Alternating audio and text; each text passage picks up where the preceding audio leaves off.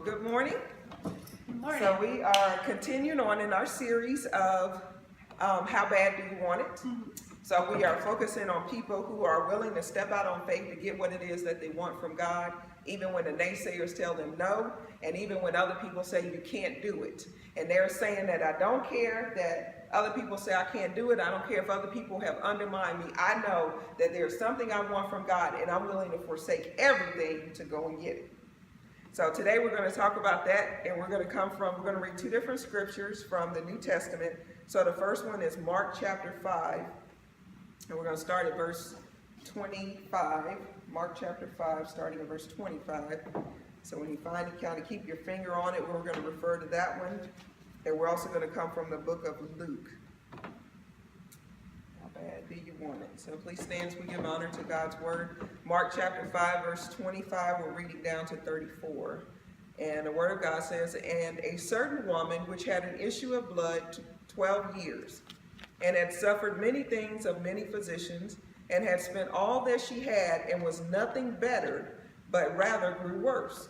When she had heard of Jesus, came in the press behind. When she had heard of Jesus, came in the press behind and touched his garment." 28. "For she said, if I may touch but his clothes, I shall be whole. And straightway the fountain of her blood was dried up, and she felt in her body that she was healed of that plague. And Jesus, immediately knowing in himself that virtue had gone out of him, turned him in the press and said, Who touched my clothes? And his disciples said unto him, Thou seest the multitude thronging thee, and sayest, Who touched me? And he looked round about to see her that had done this thing. But the woman, fearing and trembling, knowing what was done to her, came and fell down before him and told him all the truth. And he said unto her, Daughter, thy faith hath made thee whole. Go in peace, and be whole of thy plague." Remain standing. Turn to Luke chapter 8. Luke chapter 8, and we're going to verse 43. So this is just, this is part of the Synoptic Gospels. So we heard Mark's account of it. Now we're going to hear from Luke. And what's neat about that is you get a few more details because each person is giving their perspective of what happened. So Luke chapter 8, starting at verse 43 to 48. It says, "And a woman having an issue of blood 12 years, which has spent all her living upon physicians, neither could be healed of any, came behind him and touched the border of his garment, and immediately her issue of blood staunched. And Jesus said, Who touched me? When all denied, Peter and they that were with him said, Master, the multitude thronged thee and pressed thee, and sayest thou, Who touched me? And Jesus said, Somebody hath touched me, for I perceive that virtue is gone out of me."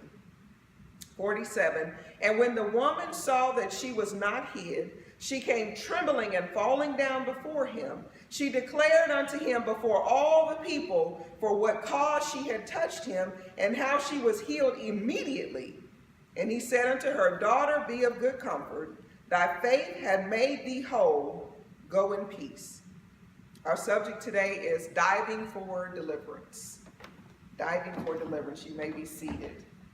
So when we think about this, first I want to say that this story is not just for women. A lot of times people think it's about a woman with an issue of blood, so it's only for women, that it doesn't have any respect for men. But when you have an issue, you have an infirmity, when you have something that's going on in your body, you need a healing. So whether that healing is regarding a woman or regarding a man, whatever it is that is going on in our body, imagine having it for 12 years. So we don't want anybody to think that this story is only applicable to a woman. This happened to be one particular incident. But anyone who is suffering can be in the same situation. Anyone who has suffered for something for 12 years can still say, I want it bad enough to dive for my deliverance.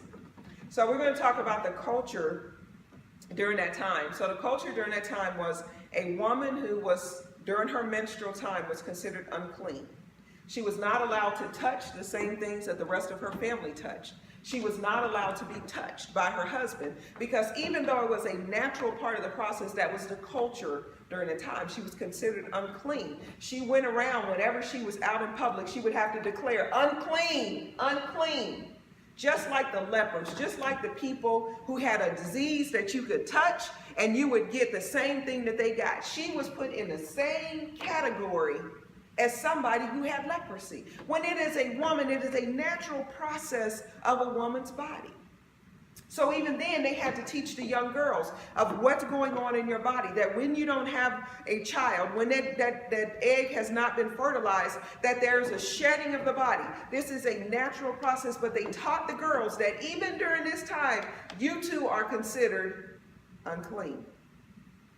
So during this time, you are to be, most people were segregated because nobody wanted to be around you. They couldn't touch you. The woman had a process that she had to go through once her cycle ended in order for her to ceremonially cleanse herself so that she may then go back and be touched by her family and be touched by her husband. So this particular woman has suffered with this issue for 12 years.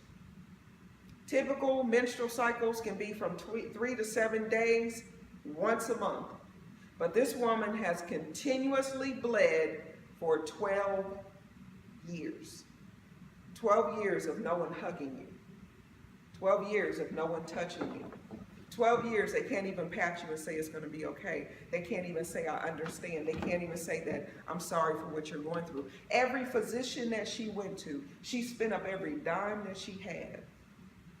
And none of them could heal her for 12 long years. So imagine how many doctors, they said she spent up everything that she had begging somebody for a cure so that she would be able to return to society instead of being an outcast. And then it's for something that she cannot even control. So you can imagine 12 years, and in Mark he called it hemorrhaging. For 12 years, she has this issue flowing. So you know she's anemic, she's lightheaded, she's dizzy, she's weak. Anything that she tries to pick up, it's too much. Suffering from that, even sometimes standing can be too much. So 12 years that your body is just forsaking you. For 12 years, you are excluded from society for 12 long years. That's a long time to suffer, a long time to hurt, and a long time to wonder, why is this happening to me? What did I do? And then to know that you can't do anything to fix it. So now she hears Jesus is coming to town.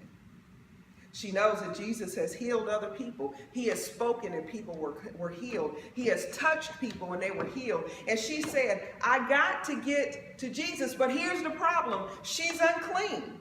She's not allowed to be around all of these people. So if there's a crowd and she goes, she has to declare unclean, unclean. And you can just watch that crowd separate and part because nobody wants to touch her. What's wrong with her? She's had it for 12 years. That's not normal. You're moving all the kids and stuff out of the way. I don't want anybody to touch her because apparently she's got something that's different from everybody else. She is unclean and has been for 12 years, but she hears that Jesus is coming.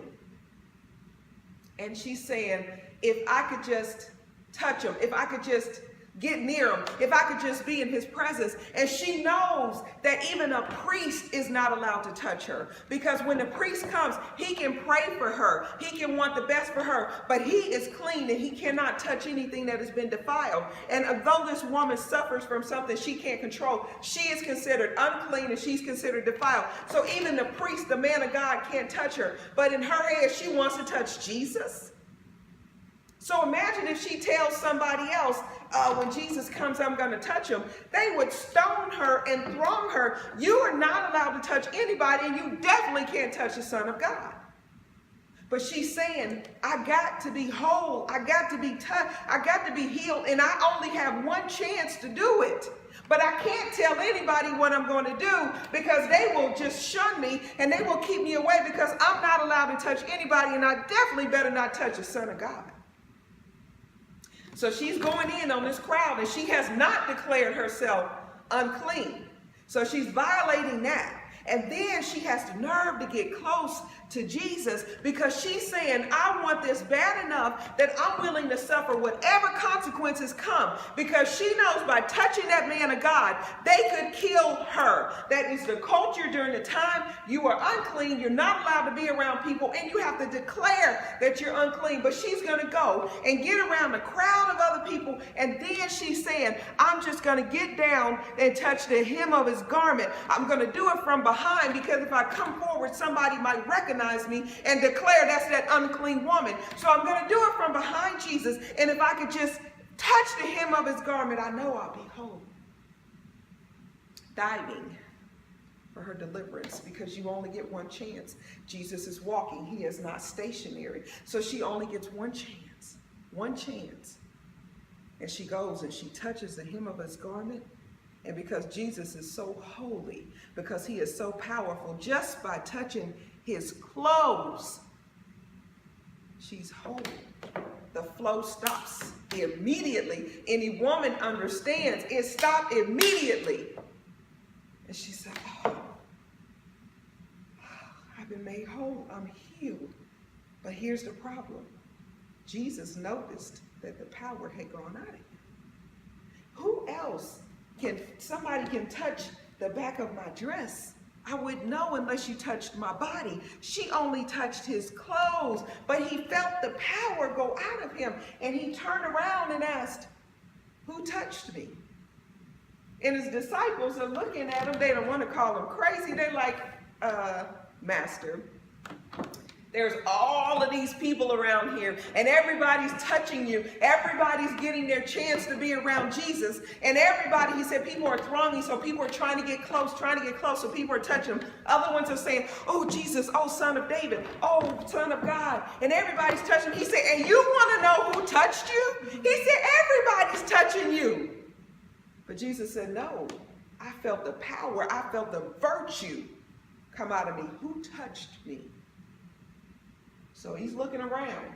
Now Jesus is omniscient, meaning all-knowing. So he already knew what this woman was going to do, and he already knew who touched him, and he knew what the issue was, and he knew that she was healed. But he wanted to see, will you admit what you have done? So he said, who touched me?